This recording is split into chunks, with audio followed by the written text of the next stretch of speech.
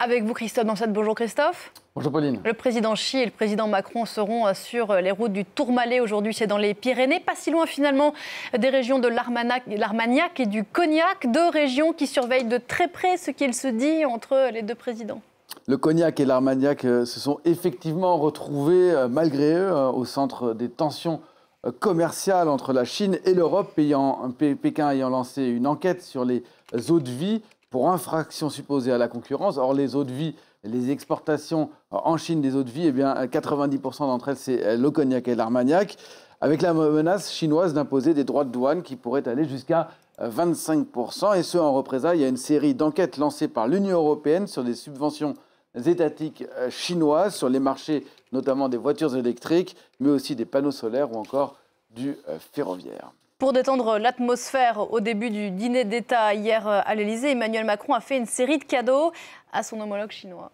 Et parmi ces présents, 2 bouteilles de cognac qu'on va pouvoir voir en images, une carafe de Louis XIII de la maison Rémy Martin, et puis sur la gauche, un flacon NC XO. Bernard Arnault, le patron de LVMH, maison mère d'NC, était présent hier soir. On le voit ici monter les marches de l'Élysée pour aller au dîner d'État offert par Emmanuel Macron à Xi Jinping, dîner au cours duquel, au menu duquel figuraient 2 cognacs, notamment un Martell Cordon Bleu. Bernard Arnault y a appris une bonne nouvelle, puisqu'un peu plus tôt, Xi Jinping a promis de ne pas mettre en place des droits de douane à titre conservatoire, une promesse saluée par le président de la République, et ça la valait bien, on va l'écouter.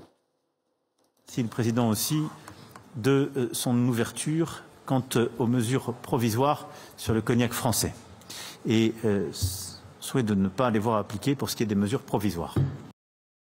Alors ça ne veut pas dire que la hache de guerre est enterrée, Pauline. La menace plane toujours sur la filière, tant que plane celle des droits de douane supplémentaires sur les voitures électriques chinoises qui entrent en Europe.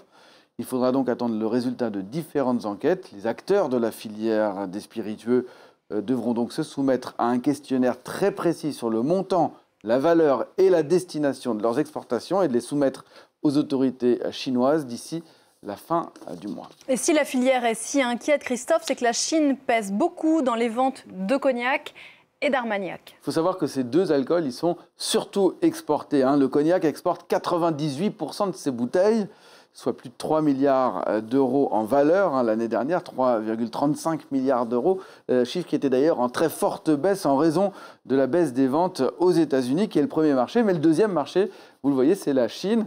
Ça représente 25% des exportations, 875 millions d'euros en valeur. C'est dire si ça pèse lourd pour une filière qui représente quand même plus de 70 000 emplois en France.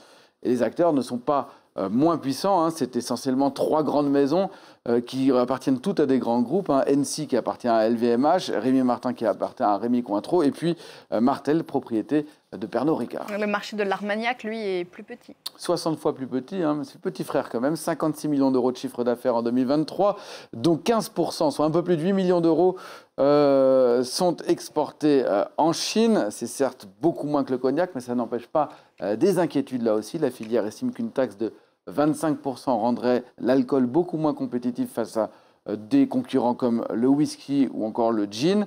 En tout cas, tout ça permet tout de même d'apprendre que les Chinois sont friands de cognac, sont friands d'Armagnac, tout comme les Américains d'ailleurs. Mais tout cela est à boire avec beaucoup de modération, Pauline. Bien sûr, merci beaucoup Christophe.